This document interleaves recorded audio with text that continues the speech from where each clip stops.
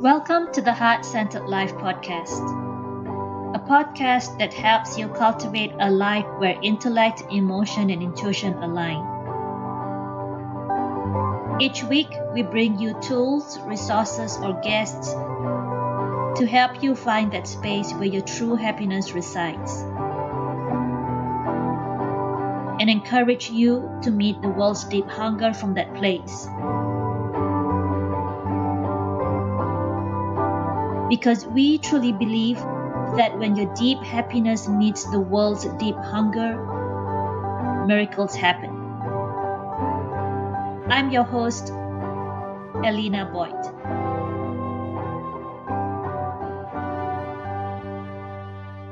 Welcome everyone to a completely new season of the Heart Centered Life.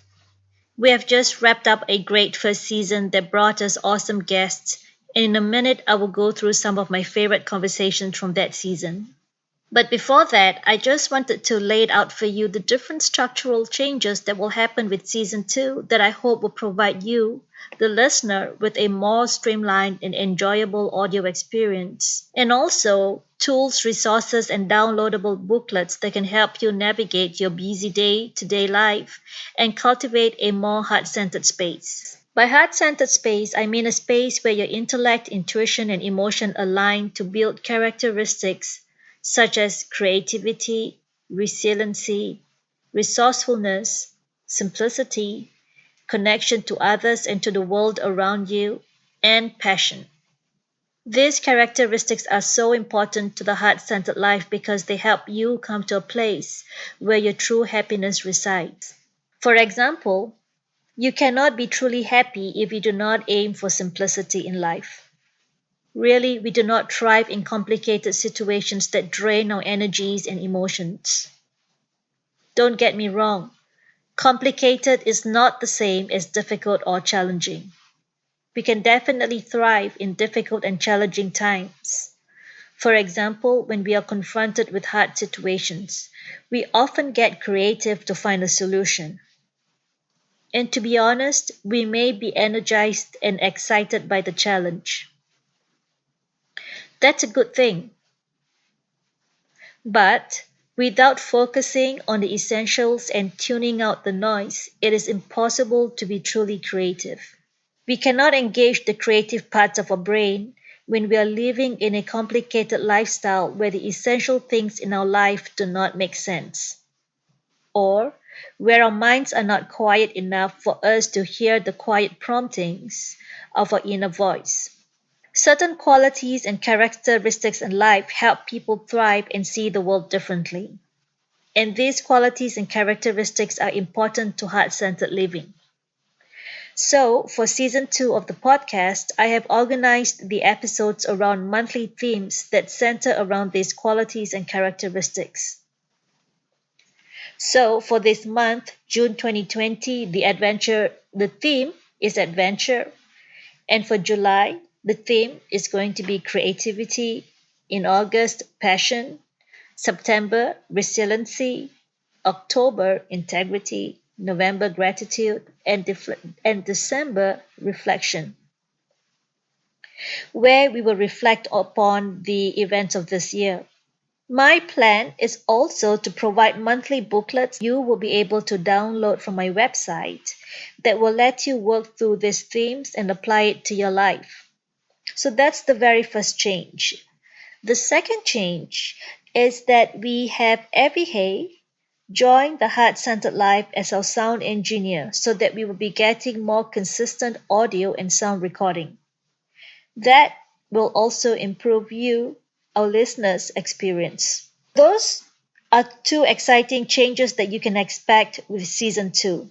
And now here are the highlights and my reflection on some of the wonderful interviews we did in Season 1. We certainly touched on a wide variety of topics. For example, I talked to Brian Smith about some challenges that musicians face in today's world, and here is what he has to say.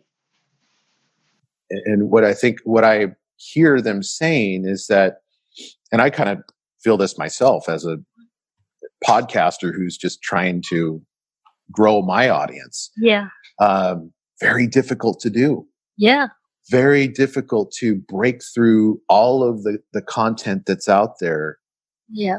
I don't think it's ever been more challenging Yeah. for creatives. With music, you have all of this free music that's everywhere. You can go onto YouTube and it's free, and there's all kinds of streaming services. Yeah. But there's just so much out there. So if you're a musician, how are you going to get your music heard and purchased, more Yeah. importantly, Yeah. so that you can make a living? What are the challenges involved in that? And so that takes me back to the social media Yeah. thing. Like you're sort of obsessed with how many followers you have, and Yeah. then how many likes you get on these posts, and Yeah. then your people are telling you, well, you need to be posting more. Yeah. Yeah. And they're like, this is not my job. I'm a musician. Yeah. Or I'm a filmmaker. I'm not a social media manager, Yeah. And so it's those types of pressures that I hear a lot about. And then, just the industries are, I think the more spread out the industries are, meaning if you have, we used to have 3 channels. I mean, I'm 48 years old. And so I grew up in a time when there was 3 main channels: ABC, NBC, CBS, and then you had PBS. So 4 channels. And now there's hundreds and hundreds of outlets. Yeah. And so you're diluting all of the creative content that's out there is being diluted and spread out. And I think it's just extremely challenging for anybody who is an independent.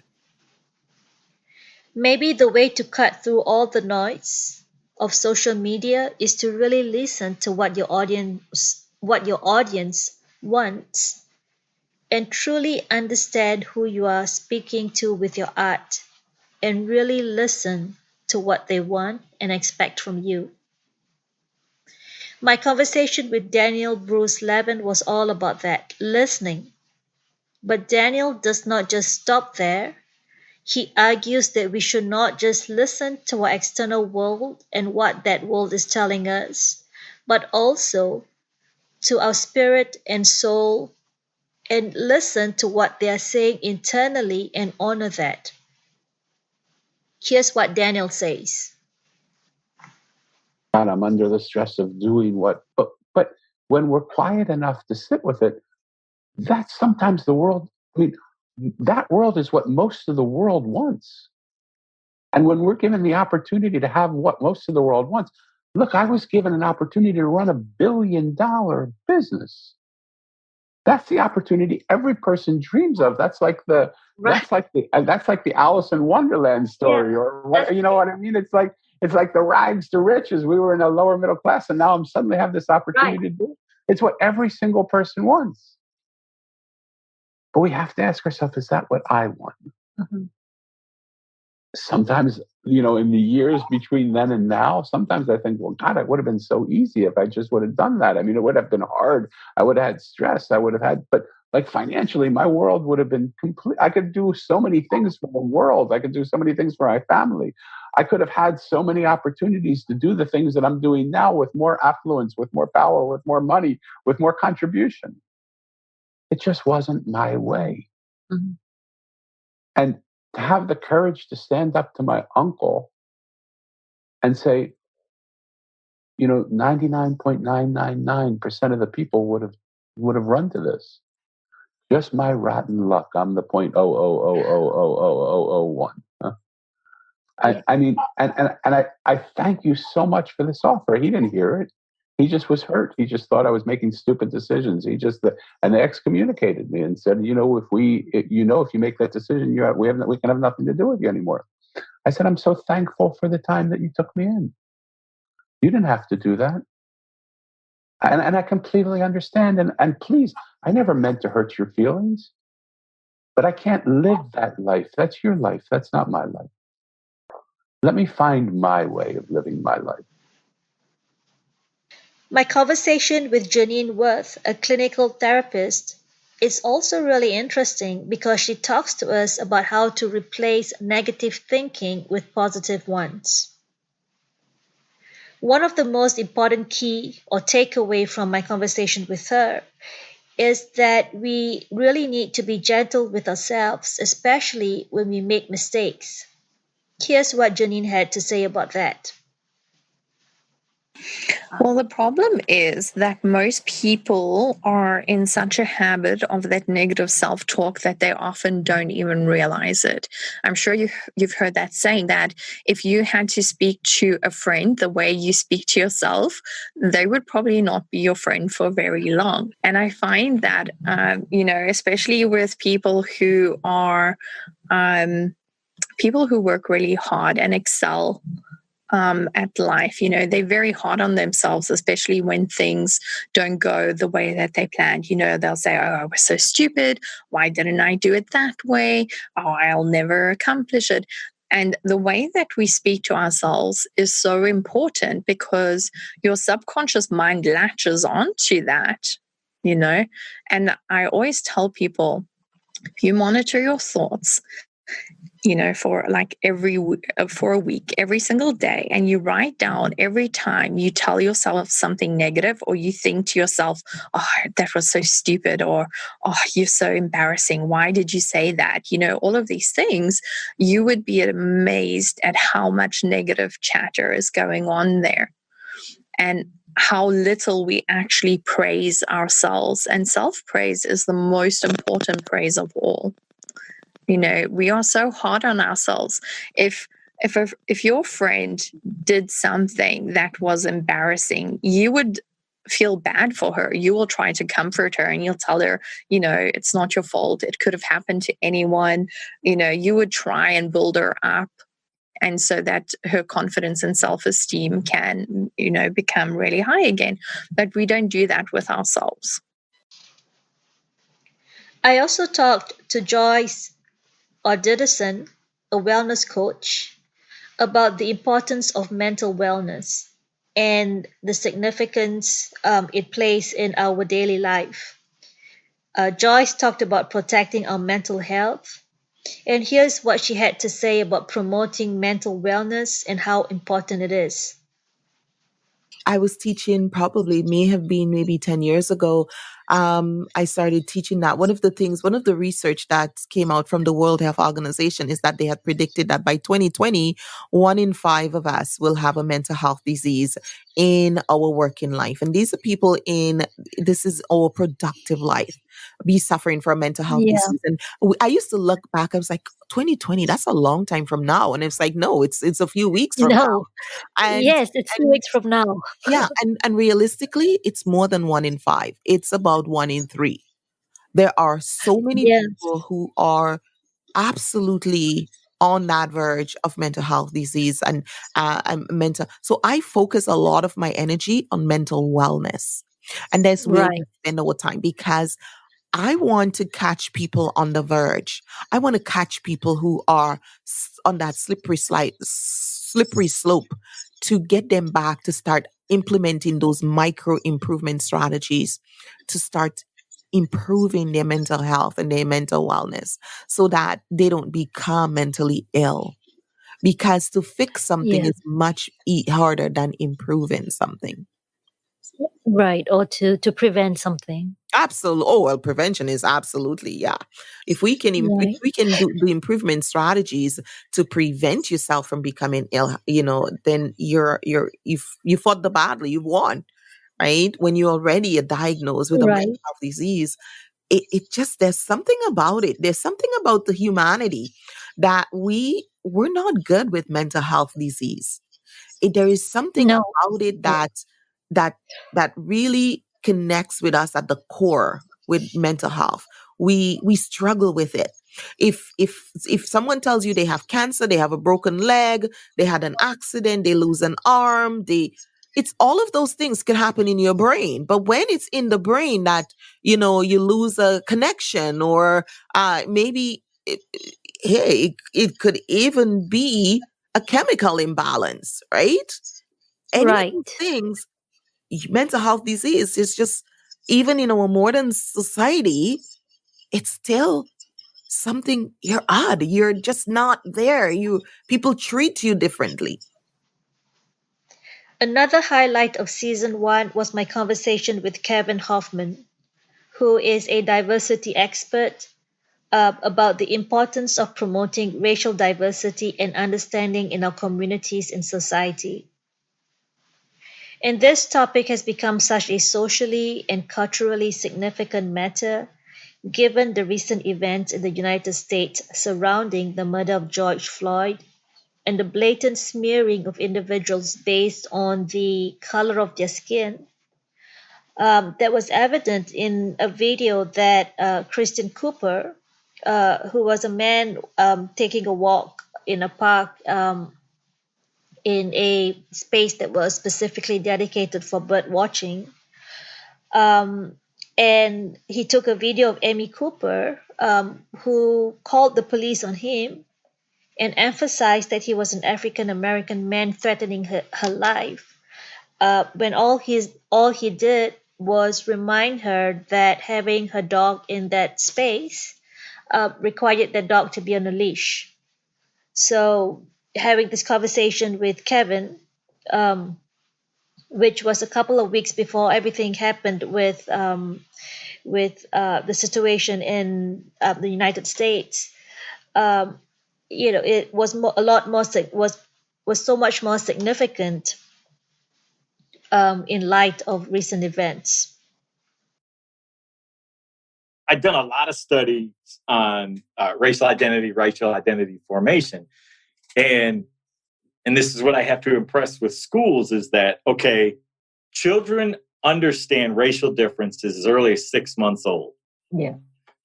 But we as adults don't think kids are able to have that conversation until they're 8 or 10. So then you give this child from age 6 months to at the earliest 8, where they're trying to figure out what that means. Mm. And no one's really telling them what that means. And so that's when, by age 5, kids are starting to get into stereotypes and and they're just kind of assuming similar people act similar. Yeah. And so then that just continues to build. So then by the time we want to address race, it's actually, many studies have shown by 7 or 8, your ideas of race and racism are set and won't change. Mm. And so unfortunately, we talk about it after the children's mindsets are set. Yeah. And we're never in, it's very hard to get them to change. And so what I impress with, parents is we have to talk about race. And we have to present it in a way where it doesn't mean bad. And we can say you're different and just as good. But unfortunately, what gets interpreted is you're different and you're less than. Yeah. And so I spend a lot of time with white parents raising children of color to get them to understand that it's your job to equal the scales. Society has done a wonderful job with people of color in sending messages that we're not as worthy or we're not as good. Yeah. So as parents raising children of color, you've got to equal those scales and build up your child so that they're just not totally, beaten by this environment. Society. Yeah. My conversation with Miranda Waugh, a storytelling guide, was a particularly fun one. Miranda is exceptionally funny and witty, and she had me laughing throughout this very informative interview where she talks about cultivating a habit of collecting and documenting our memories so that our storytelling becomes more vivid and rich. And here is what Miranda had to say. Memories aren't like a beautifully organized filing system. They're chaotic, they're unpredictable, they pop up at unexpected moments. And I think for that reason, it's worth almost developing what I would call a memory habit, memory practice, being ready to catch those memories when they pop up. You can keep a memory journal with you, or you could use your phone or even a camera on your phone to record stuff that when you're out and about. If you see something that triggers a memory for you, capture it, record it, and come back to it later. That's the other big thing, I think. It's about actually coming back to what you've recorded later on, it's very easy, I think, in this day and age to whip your phone out, snap something, or make a note in your phone, or leave yourself an audio message, and then never refer to it again. But if you get into the habit of actually doing that on a daily basis, and you actually are serious about this and you really want to try and unlock some stories of your own, give yourself time at the end of the day or whenever works for you to actually go back through those things and sit with what you've found, what's popped up for you during the day, and see where those memories take you. Because when you actually sit with a thought or with a memory, it doesn't sit in isolation. It can then trigger all manner of other associated memories related to people that were with you, maybe, or the place, other memories associated with that place. Think about what the trigger was itself. Why was that particularly important? Where does it take you next? If you go back through the memory and think about what came next, what happened next, what came before it. Why is that memory so important? Why is that memory come back to you? And why has it come back to you now as well? I think quite often the memories that are important to us, they come to us at a time when they've got some sort of significance in our current life as well. Robert Bell is an advocate for creativity, and he had so much to share about being creative during a pandemic. Of course, we recorded the interview at the start of the coronavirus shutdown when so many countries around the world imposed movement control restrictions and stay at home orders. One of my favorite quotes from Robert is that we really have the solutions, we just need to unlock the restrictions that we place on ourselves. So here's a clip from the interview with Robert saying those words. Going back to this whole pandemic situation, if we just focus on what we're feeling and not taking time to analyze and look at different possibilities, we'll always want things to go back to normal. And you hear a lot of people saying that, I can't wait for things to go back to normal. So we're saying it, that's our feelings talking. I want to go back to normal. And I keep telling people that we're never going back to normal or what you consider normal. Because life post this pandemic is definitely going to change. We'll have different measures in place. We'll go back to our offices, and I'm very optimistic. We'll go back to school. Things will start running again, but they're not going to run the way in which we knew them to run. Companies will have to put in place more digital resources. It's not going to be by the way. It's going to be right in our strategic plan. So we're not going back to normal, and our feelings always want to go back to what we knew. Right. Okay. But what we require to get through this pandemic and any other difficult time in our lives is that courage and that resilience to go through what we're facing. I love that. The president of the U.S. had said that everything is going to go back to normal by April the 12th, by Easter, right? Easter, yeah. Yeah, and I think you're right in the sense that people always want to go back to what they know. Right. And that's what you mean by comfort, right? To retreat to that comfortable position. And I get what you're saying is that creativity and the creative solution requires you to push forward, right? And in some sense, it requires a leap of faith, right? That whatever is ahead of us is going to be better. That the comfort. And what's behind us. Comfort behind us. Yeah, because we have the solutions. We just have to unlock the solutions. When we just imagine when you're trying to teach someone something new, we tend to resist. No, I just want to do it the way I know how to do it. And it's very important that we recognize that we can't fight to go back to just how we had things. And the reason why we do that physiologically and psychologically, we do that is because we have confidence that we can operate in where we're coming from. Yes. The challenge we have is that we don't have the confidence that we can operate in this new world, because we are scared. And one of the ways to cushion ourselves to that is just keep reskilling yourself, upskilling yourself. And I know a lot of your listeners are busy professionals, and entrepreneurs. So you have to keep reskilling yourself, retooling yourself to make it through whatever we're going through. And last but not least, my conversation with Tom Madsen, is also another really fun one where we talked about how to make money and do good at the same time. Tom is such an energetic and engaging speaker. Here he is talking about how Casual Friday started as a do good initiative that launched a jeans business. Have you heard of Casual Fridays? No. So Casual Fridays is a trend in the offices to Oh, wear on yeah. Friday you wear casual Yeah. clothing, right? You're familiar with it. Yeah. Yeah. So that started with a strategic philanthropy promotion. A lot of people don't know this story. In the 80s, the 1980s, that's back before Google, you kids listening in out there, back when they had these things called yellow pages that you actually had to look up things to see where businesses were. It's crazy. And so back then, there was a jean company called Bootlegger Jeans. They were mainly in Western Canada, but they had locations in every shopping center. And they, at that time, you only wore jeans on the weekend. Nobody wore jeans to work. Nobody. It was all suits and ties even. In fact, you didn't even not wear a tie if you were a man. You were always a suit and tie, and women were in blazers and the whole bit. And they said, it wouldn't it be nice if we could get one weekday? If we could just get one weekday, now we'd have 3 days a week instead of 2. That'd be 50% more wear and tear.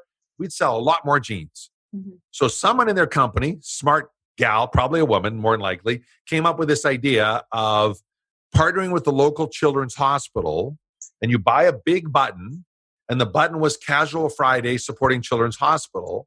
And if you bought the button and all the money went to the Children's Hospital, you could wear the button and wear jeans on Friday.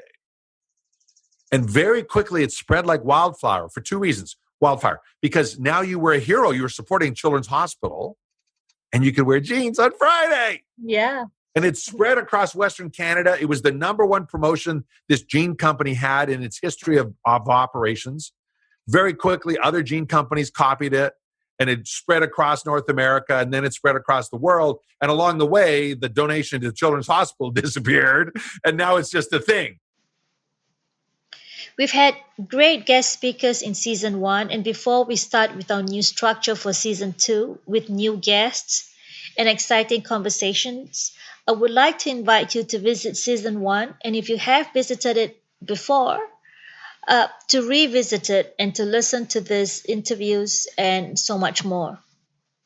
Finally, as I mentioned earlier, I will have downloadable booklets to take you through the themes every month. And I want to kick off the new season with the adventure downloadable booklet, of course, centering on the adventure theme. I will be producing these booklets on a monthly basis that have prompts, quotes, challenges, and ideas to help you live a more heart-centered life throughout the months. And these booklets will focus on the particular theme for the month. So do not hesitate to go to the download page and download the booklet for the month. And I would like to invite you to leave me comments about what adventure means to you and how some of the prompts, ideas, and challenges help you come to a more heart-centered space or helped you see the world in a different light, and how it had helped you, or how they had helped you um, align your intellect, emotion, and intuition so that you're at a space where you are at your most happiest. My plan is to collect all your comments and read them out in the final episode at the end of the month, or the final episode for the month at the end of the month. Over the next 3 episodes, you will hear from 3 different guests: Tamika and Kimlen Archie, Lee Chambers, and Dan Zanner, who will talk about their work, and you will see the theme of adventure interwoven throughout all their interviews. And I will return for the last episode of the month to reflect on how living a life of adventure affected my life this month, and to read the comments that you leave me about how incorporating adventure into your life changed your worldview or affected the way you looked at the world and lived your life. And hopefully that would bring you to a more heart-centered space. So that's all for right now. We will definitely reconnect at the end of the month. And I wish you a great month of adventure. Talk to you soon. Bye bye.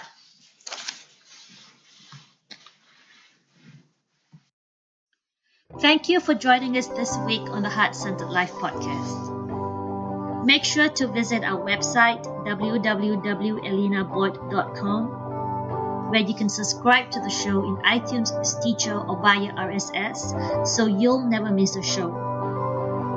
If you found value in the show, we'd appreciate a rating on iTunes.